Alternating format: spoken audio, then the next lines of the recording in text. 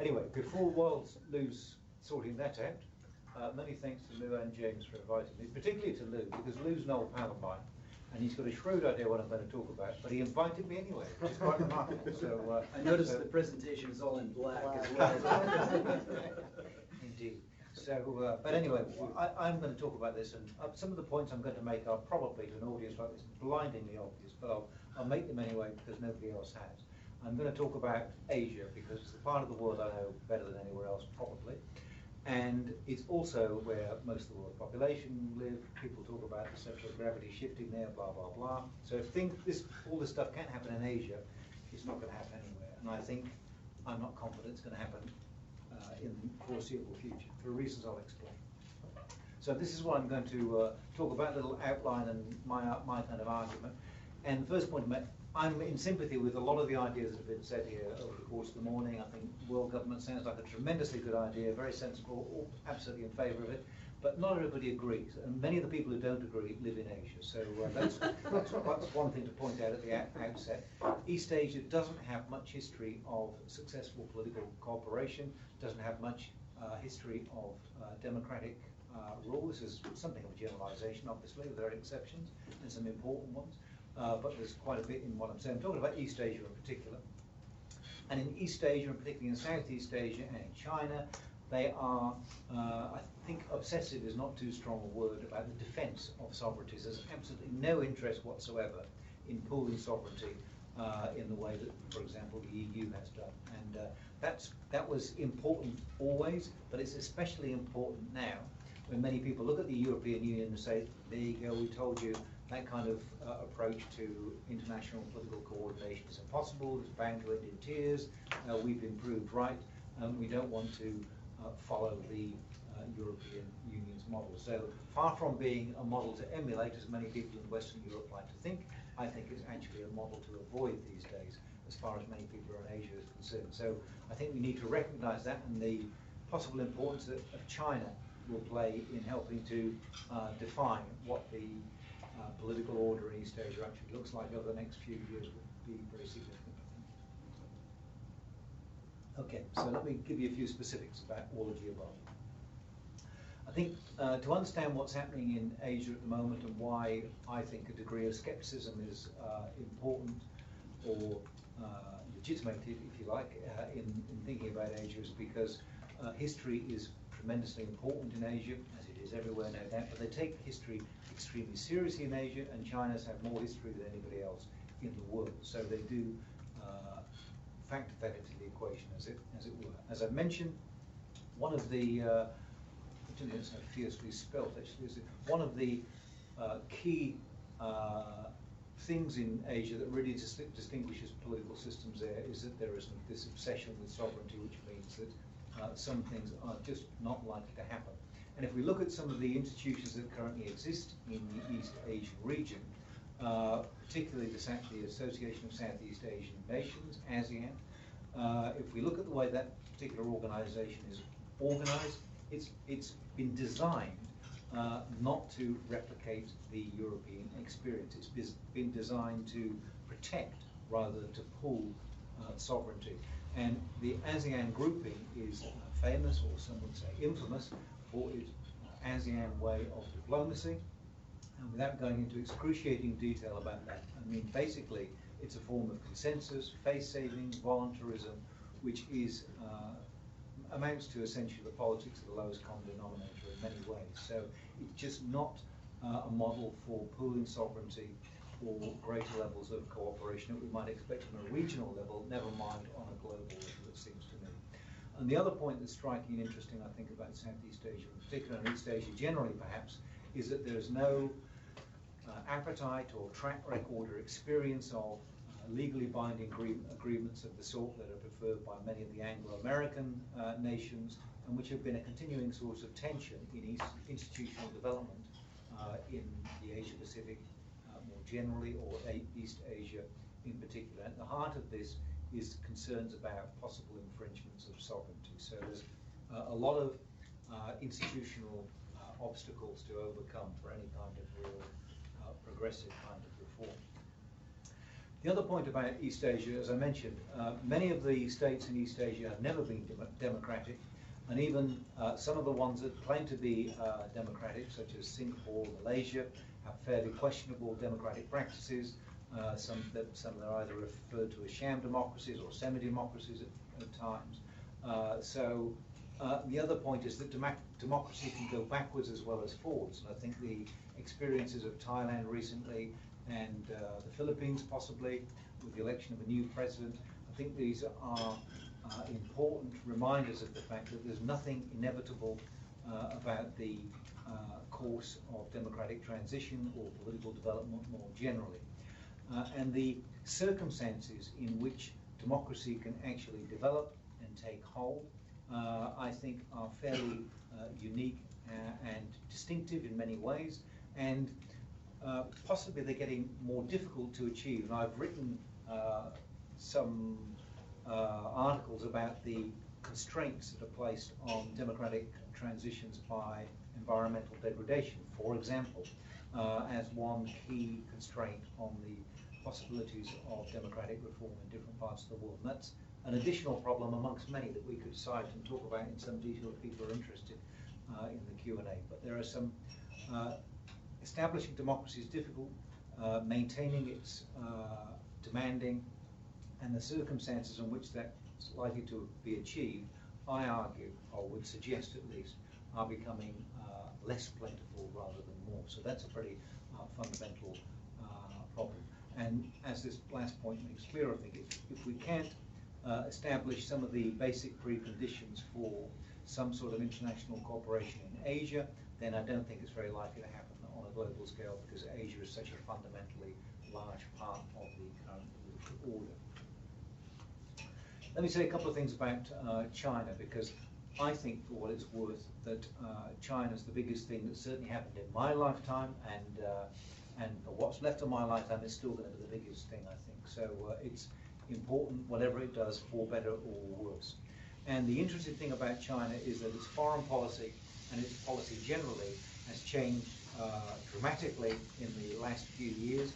I think particularly, and not coincidentally, since Xi Jinping came to power, and that's made a really big change in the way that people think about China and its policy in the region.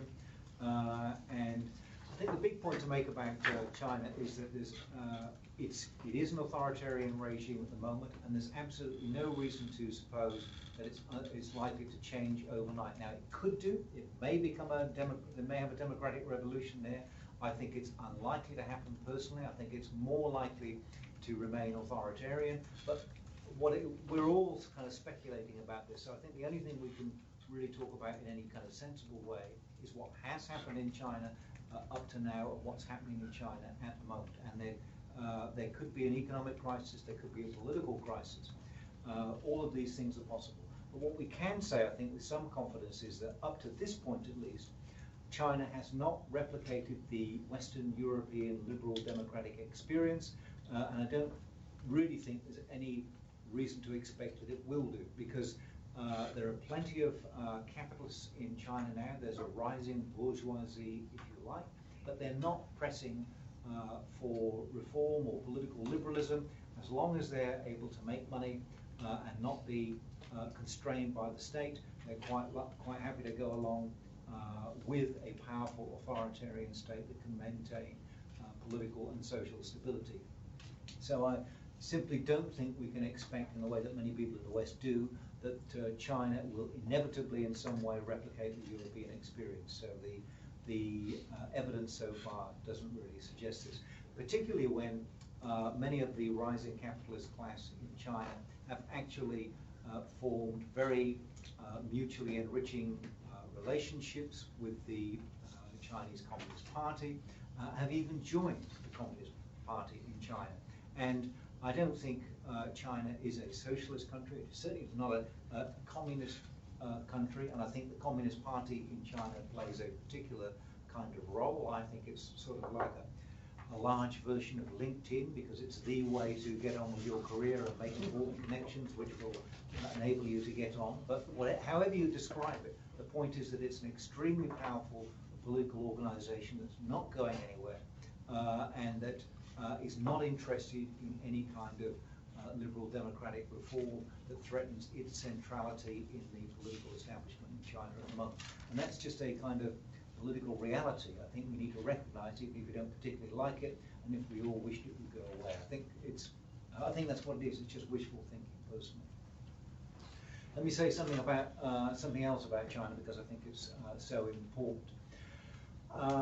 Clearly, people talk about China not having quote-unquote soft power and the kind of ideational influence that the United States has had historically, and that may or may not be true. And I think it was developing some, but it has gone backwards of late because of its aggressive expansionist policies in the South China Sea and elsewhere. But what we can say about China, I think, is that it is a tremendously important economic actor in the world, but certainly an important actor in East Asia and the region of which it's the dominant part.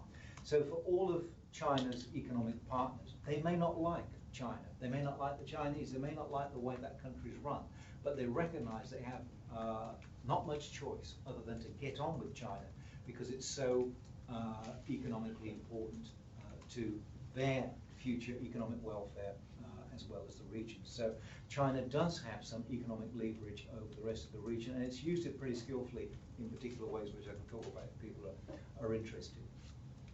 The other point to make, I think, is that, and this will go down badly in a room such as this, I suspect, but people like John Mearsheimer, for example, who's possibly the most prominent realist in the world at the moment, he has a point when he talks about the fact that China's rise is bringing about certain patterns of behavior, one of which has been this increasing assertion in its region, and one that is fueled by its material development. Now, it's not inevitable that countries that become rich will spend all that money on new guns and bombs, but quite often they do. And in China's case, there's a great deal of enthusiasm about that particular policy. And in China's case, there's also a long and rich history of being political realists. They take that kind of way of reading the world and the way that the world works very seriously, and this is clearly influencing the way that they're doing their foreign policy and thinking about their relations with the world. So I think we have to recognize that the realists have something to tell us about China's behavior at this particular moment in history, in particular, not least because that's the way that many of China's leaders actually read the world and the way that they're engaged with it. Now, this isn't to suggest for a moment that I think conflict is inevitable or unavoidable, but I think the chances of it happening are increasing by the day because China is sending more and more military assets to that part of the region in the South China Sea. The Americans are being encouraged to push back, to draw a line in the water, if not in the sand, and to try and discourage China from behaving in the way that it has been doing over the last few years. Now, I think it's going to be very difficult to reconcile this particular problem because Xi Jinping in particular has invested a huge amount of personal and political capital in this particular issue. He's being egged on by an increasing tide of nationalist self-assertion in China itself. It's going to be very difficult for him, even if he wanted to backtrack from the position he now finds himself in and to negotiate a way out of this particular issue. So I think while there may not be anything inevitable about the way this particular issue is likely to play out, I think it's going to be very difficult for all sides to be able to compromise and find some sort of negotiated solution. Now, the point of labouring this point is that this is a kind of classic obstacle to good governance at the regional level, never mind at the kind of trans-regional or global level. If these kinds of pretty old-fashioned looking geopolitical struggles can't be sorted out within the confines of East Asia, the prospects for doing so at some grander global level look increasingly remote to me. The other point that's important to stress about China is that historically it has been at the center of the East Asian region, it has been a regional hegemon. It does exert some kind of historical influence over the region, and some people think that it could even offer a kind of developmental role model to other countries in the region and indeed the world. And I'm slightly skeptical about that, but I think the important point to make about this is that there's more than one way of running even a capitalist economy, which China undoubtedly is. There's more than one way of doing geopolitical assertion, and it may not be the case that America will be the dominant influence in that kind of sphere, even if we take a fairly benign view of what American hegemony has amounted to over the last 50 years or so, which is in itself a debatable prospect that we haven't really kind of discussed in this forum. But even if we take a benign view of American hegemony, it's not clear at all that that's going to be the only model on offer, or that won't be increasingly contested by a rising China that has very different views about the way the world could or indeed should be organized, and now has the capacity to actually do something about it in terms of establishing a different or perhaps a parallel institutional order in which it's going to be able to assert itself, and its kinds of values and norms may become more influential than some of the alternatives, and that's something to think about as well, it seems to me. This is the last slide, you'll be relieved to hear. A couple of general points about this. This first point about the famous quote from Keynes, "In the long run we're all dead." Now this is not an entirely flippant point, because it seems to me I'm at a certain stage of the life cycle. I've become, when you get to be an old codger, you become increasingly preoccupied with these kinds of issues. Well, I do anyway. But this is not a flippant point, because I think it makes a difference where you are in the life cycle about how you see some of these things. And some of the discussion about world government is, as they say, very future oriented. And to me it seems to a slightly incredible degree, because I'm basically concerned with what's likely to happen in the next 10, 15, at maximum 20 years. And after that, I don't care, basically, because I'm not going to be around to have a view about this. So this is not a flippant point, because it seems to me that why should I? You know, what kind of view can I actually form about the prospects for that, or what might happen beyond 15 or 20 years? Because people have been talking today. I mean, it's not every day you go to a political science conference where aliens become a serious topic of conversation. But 50 years time, maybe aliens will intervene in human affairs, and that will change things. But I'm not going to be around to see it. So for me, it's not even worth taking terribly seriously. But thinking about what might happen in what's left of my lifespan in the next 10 to 15 years, when it seems to me that China, for example, will play a tremendously important role in whatever goes on, for better or worse, and it may not be good. That's the other thing that people seem to be reluctant to confront. That I'm not saying that the rise of China is a good thing, or that Chinese hegemony, if that actually was capable of being materialized in some way, would be a desirable outcome. But it's an outcome that could happen, and it's one that I think we need to think about, and to think about, well, what's happened so far, what might happen in the foreseeable sort of future. So I think this is something to think about anyway. That strikes me, and perhaps it's just a reflection of where I am in the life cycle. That may not resonate with everybody else here, but it seems fairly relevant to me at least.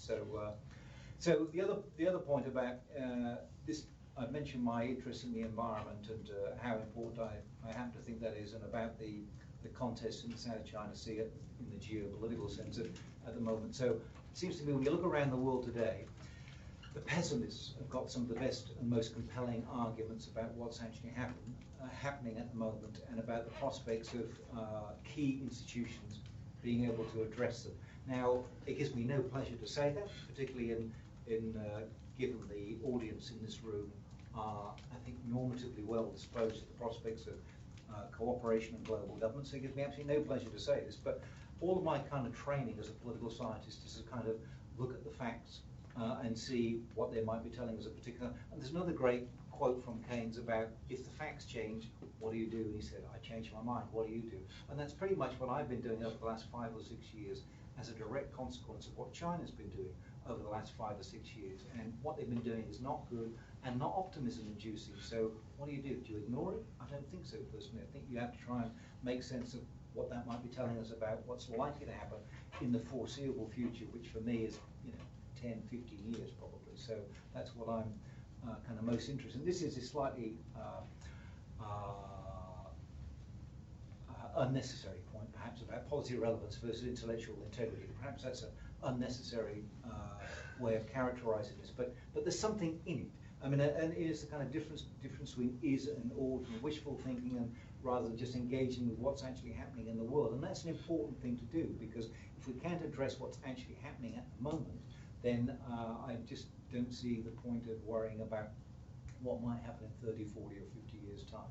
And as I say, my particular beef is with the environment. I think that's where our major efforts and ambitions should be centred, and if we can't sort out the global environment, which is a really important test case, and again the evidence at the moment is not encouraging, but if we can't think about that seriously and about what some of the obstacles actually are, which are really pronounced and dramatic in the aging context, then you know, I kind of think, well, what's the kind of point of some of these discussions if we can't address those really fundamental issues? So sorry about the gloom-inducing nature of the talk.